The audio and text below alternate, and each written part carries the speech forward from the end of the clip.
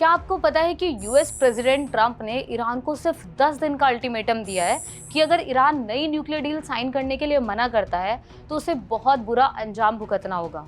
और ट्रंप की इस वार्निंग को मजाक समझना बिल्कुल गलत होगा, क्योंकि अमेरिका ने इस बार ईरान के खिलाफ 2003 के इराक युद्ध के बाद का सबसे बड़ा मिलिट्री बिल्डअप तैयार कर लिया है।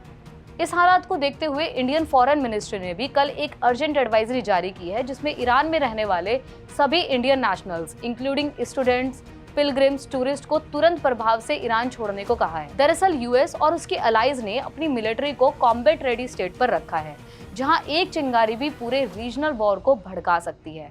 अमेरिका ने 2 बड़े aircraft carriers USS Gerald R Ford और USS Abraham Lincoln Middle East में डिप्लॉय कर दिए हैं। सी थ्रेट को एयर स्पेस में रीइंफोर्स करने के लिए अब 100 एडवांस F-35 और F-15E फाइटर जेट्स कतर और जॉर्डन में तैनात हैं, जो ईरानियन न्यूक्लियर साइट से कुछ ही मिनट्स की स्ट्राइक डिस्टेंस पर है। ईरान के अंदर भी हालत काबू से बाहर है। आपको याद होगा कि ईरान में बहुत लंबे समय से प्रोटेस्ट चल रहे थे और जिनको दबाने के लिए लगभग 6000 से 7000 लोग मार दिए गए। ये ईरान की हिस्ट्री का सबसे डेडलीस्ट क्रैकडाउन माना जा रहा है। पुलिस अब राइट कंट्रोल नहीं बल्कि प्रोटेस्टर्स पर हैवी मशीन गन्स और लाइव राउंड चला रही है।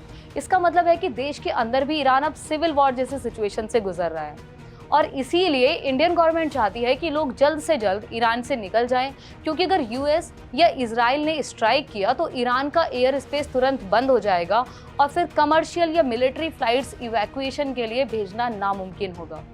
तो ये तो ईरान में रहने वाले भारतीयों की बात हुई, लेकिन ये वॉर अगर होता है तो ये सिर्फ उन तक सीमित नहीं रहने वाला, इसका असर हमारे ऊपर भी पड़ने वाला है। सबसे बड़ा खतरा है स्ट्रेट ऑफ हॉर्मूज का ब्लॉक होना।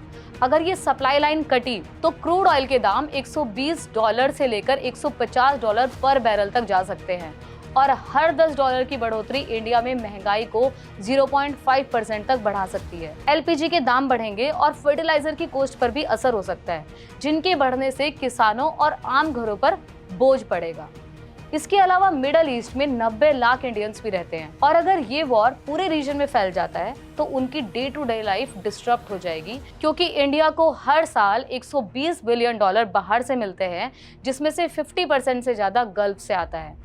अगर वहां कॉन्फ्लिक्ट हुआ तो ये कैश फ्लो रुक जाएगा, जिससे लाखों परिवार सड़क पर आ सकते हैं। इसीलिए अगर आप या आपका कोई पहचान वाला इस वक्त ईरान में है तो प्लीज गवर्नमेंट की एडवाइजरी को हल्के में ना लें और ऐसी और मेजर अपडेट्स के लिए लेयर्ड को फॉलो कर लीजिए।